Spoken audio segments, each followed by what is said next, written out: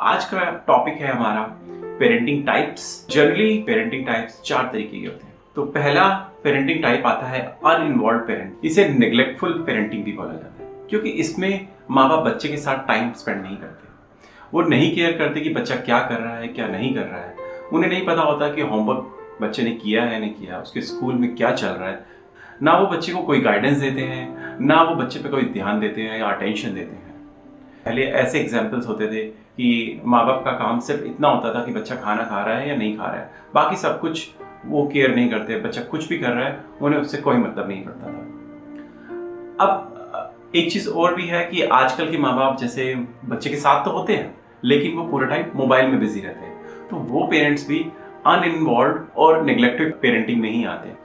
तो अब बात करते हैं इम्पैक्ट ऑफ अनइन्वॉल्व पेरेंटिंग का। तो अनइन्वॉल्व पेरेंटिंग का हमने जाना कि माँ बाप इन्वॉल्व नहीं होते बच्चों के साथ। तो ऐसे बच्चों की जो स्कूल और एकेडमिक्स है वो बहुत बेकार होते हैं, वो पुअर रहते हैं। बच्चे स्कूल में अच्छा नहीं करते, वो खुद को दूसरों से कम समझते हैं, इनके बिहेवियरल इश्यूज बहुत ज़्यादा होते हैं और हमेशा ये बच्चे दुखी रहते हैं क्योंकि इन पे कोई रेस्ट्रिक्शन नहीं होती। तो और ये घर में भी बहुत ज़्यादा लड़ाई या फिर पेरेंट्स का बैड बिहेवियर झेलते हैं, तो इनका बिहेवियर भी रिस्की बिहेवियर हो जाता है और ऐसे बच्चे ड्रग्स या फिर दूसरी बुरी आदतों में लग जाते हैं। अब बात करते हैं अपनी अगली पेरेंटिंग टाइप की, जो कि है परमिसिव पेरेंटिंग। परमिसिव पेरेंटिंग में जो पेरेंट्स अपने बच्चे का दोस्त बन के रहना ज़्यादा पसंद करते हैं। वो लोग रूल्स तो सेट करते हैं, लेकिन वो कभी भी रूल्स को फॉलो करने के लिए बच्चे को प्रेशराइज नहीं करते। अगर बच्चा कोई गलती कर भी दे तो वो कहते हैं, हम बच्चे को माफ़ कर देते हैं और कहते हैं कि ठीक है, बच्चे हैं तो गलती करेंगे।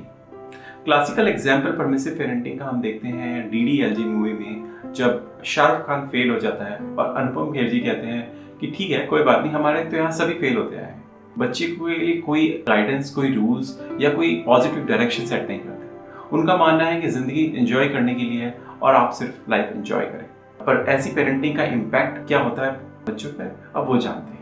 अब क्योंकि बच्चे अपनी मन की कर रहे हैं, तो वो उनका कॉन्फिडेंस तो अच्छा होता है, वो इंडिपेंडेंट डिसीजंस ले पाते हैं, लेकिन बहुत सारे नेगेटिव इम्पैक्ट्स भी होते हैं इस चीज़ के।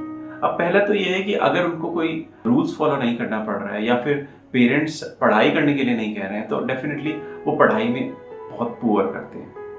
अब उनकी हेल्थ इश्यूज भी होते हैं, क्योंकि वो जो मन करेगा वो खाएंगे। तो ऐसे बच्चे हमने देखा है कि बहुत मोटे भी हो जाते हैं।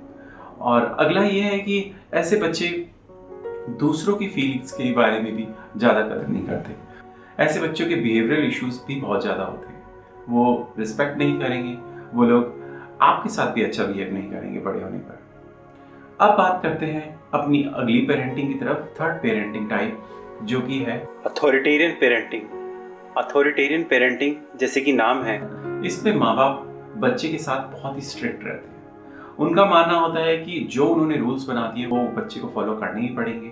बच्चा अगर कोई रीज़न मांगने की कोशिश भी करे तो वो रीज़न कभी नहीं देते। उनका मानना है कि उनका जो वर्ड है वही फाइनल वर्ड होता है। और ऐसे ऐसे माँ बाप बच्चों की फीलिंग्स की कदर नहीं करते। इसका ये एग्जाम्पल हमने मूवी मोहब्बतें में देखा है कि अमिताभ बच्चन जी बहुत स्ट्रिक्ट होते हैं। वो अब ऐश्वर्या राय उसकी वजह से एकेडमिक्स में बाकी सब कुछ अच्छा कर रही होती, लेकिन जब बात आती है अपनी फीलिंग्स शेयर करने की, तो वो सुसाइड करना इजी समझती है रादर कि अपने फादर के साथ अपने दिल की बात करना। क्योंकि आप खुद ही सोचिए कि अगर बच्चा कभी भी अपने दिल की बात आपसे नहीं कर पाएगा या फिर कभी बात करना चाहे तो उसको सिर्फ पिटाई ही मिलेगी, तो उसको एक ये डर ज़रूर बैठ जाएगा कि मैं कोई भी बात करूँगा तो पेरेंट्स मेरी सुनेंगे नहीं।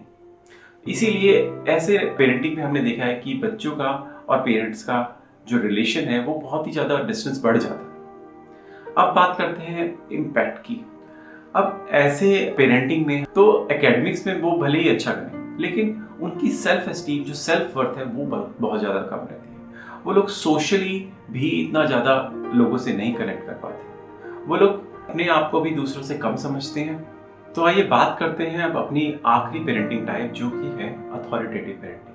अथॉरिटेटिव पेरेंटिंग को रिसर्चर सबसे अच्छी पेरेंटिंग टाइप मानते हैं बच्चों के डेवलपमेंट के लिए। ऐसी पेरेंटिंग में माँ बाप बच्चों को पूरा सपोर्ट करते हैं। वो रूल्स अगर बनाते हैं तो बच्चे के साथ मिलकर रूल्स बनाते हैं और उसकी रीजनिंग भी देते हैं कि क्यों वो कोई रूल बना रहे हैं। इससे बच्चों को पता होता है कि अगर वो कोई चीज़ करी जा रही है तो उनकी बेनिफिट के लिए है और वो किस तरीके से उनकी लाइफ को इम्पैक्ट करेगी। और ऐसे पेरेंट्स ओपन कम्युनिकेशन रखते हैं घर पे कि आप अगर बच्चा कोई चीज़ माँ बाप से डिस्कस करना चाहता है तो फ्रीली डिस्कस कर सकता है, कोई इसमें रिस्ट्रिक्शन नहीं होती, उसमें रीजनिंग होती है। अगर बच्चे की बात सही हो तो पेरेंट्स बच्चे की बात भी मान लेते हैं। इस पेरेंटिंग में माँ बाप बच्चे की तारीफ करके और बच्चे को रिवॉर्ड देकर बच्चे को मोटिवेट करते हैं किसी बिहेवियर को परमानेंट करने के लिए। ऐसी पेरेंटिंग टाइप का इम्पैक्ट क्या होता है बच्चे पर? तो ऐसी पेरेंटिंग टाइप, क्योंकि बच्चे डिसीजन मेकिंग में इन्वॉल्व हैं, बच्चे रूल्स बनाने में इन्वॉल्व हैं, तो ऐसे बच्चे स्कूल्स में भी अच्छा करते हैं, उनकी सेल्फ वर्थ भी अच्छी होती है। वो लोगों को पता होता है कि वो लोग जो डिसीजंस ले रहे हैं वो सही डिसीजन ले रहे हैं लाइफ में। दे आर सेल्फ रिलायंट, उनका बिहेवियर भी अच्छा होता है क्योंकि पेरेंट्स जो रूल बनाते हैं वो रूल्स भी बनाते हैं काफ़ी, और बच्चों को इम्प्लीमेंट करने के लिए भी वो लोग स्ट्रेटेजाइज करते हैं और बच्चों से इम्प्लीमेंट भी कराते हैं रूल्स। और ऐसे पेरेंट्स वो पनिशमेंट पर फोकस नहीं करते, they focus more on consequences, कि अगर बच्चे ने कुछ गलत किया है बिहेवियर में तो बिहेवियर इशू ठीक करते हैं, रादर कि बच्चे को कोई डांट फटकार या पनिशमेंट दी जाए। चलिए दोस्तों, आज के सेशन को कंक्लूड करते हैं एक स्टोरी से। एक छोटे से गांव में पप्पू नाम का एक लड़का रहता था। उसके माँ बाप कभी उस पर ध्यान नहीं देते थे, इस वजह से स्कूल में वो अच्छा नहीं कर रहा था। उसके कोई दोस्त नहीं था और सब बच्चे उसे चिढ़ाते थे। टीचर भी उसे हमेशा डांटती रहती थी। एक दिन उसकी माँ स्कूल गई पेरेंट टीचर मीटिंग में टीचर से मिलने। टीचर ने बड़े ऑनेस्टली उसकी माँ को बता दिया कि इस बच्चे का कुछ नहीं हो सकता, ये बहुत ही नालायक है, ऐसा डम बच्चा उसने जिंदगी में नहीं देखा। यह सुनना उसकी माँ को गवारा न हुआ। उसकी माँ ने बच्चे को स्कूल से निकाला और शहर चली गई। अब 25 साल बाद ये जो टीचर थी उसे दिल की बीमारी हो गई। अब एक ही डॉक्टर था जो उसका इलाज कर सकता था, तो फाइनली डिसाइड हुआ कि सर्जरी कराई जाएगी। सर्जरी हुई और अच्छे से हो गई। अब जब उस टीचर को होश आया तो उसने अपने पास देखा एक बहुत ही हैंडसम सा डॉक्टर खड़ा है। अब वो उससे हाथ हिला के कुछ कहना ही चाह रही थी कि इतने में उसकी सांस रुकने लगी, उसका चेहरा नीला पड़ने लगा और उसकी मृत्यु हो गई। अब डॉक्टर परेशान था कि भाई सर्जरी तो अच्छे से हुई है, तो फिर ये औरत मर कैसे गई। पीछे मुड़कर जब उसने देखा तो वही हमारा जो दोस्त पप्पू था वो खड़ा था। वो वहां पे क्लीनर का काम करता था और उसने अपना वैक्यूम क्लीनर उसके वेंटिलेटर की जगह लगा दिया था। तो स्विच उसने निकाला वेंटिलेटर का और अपना वैक्यूम क्लीनर का स्विच लगा दिया। तो अगर आप सोच रहे थे कि वो पप्पू डॉक्टर बन गया तो आप बहुत ज्यादा हिंदी मूवीज देख रहे हैं या फिर मोटिवेशनल वीडियोस देख रहे हैं। तो बात का सार ये है कि अगर अच्छी पेरेंटिंग नहीं होगी तो आप चाहे शहर में हो चाहे गांव में, आपका बच्चा अच्छा कर नहीं सकता। तो इसीलिए अपने बच्चे को अच्छी पेरेंटिंग जरूर दें।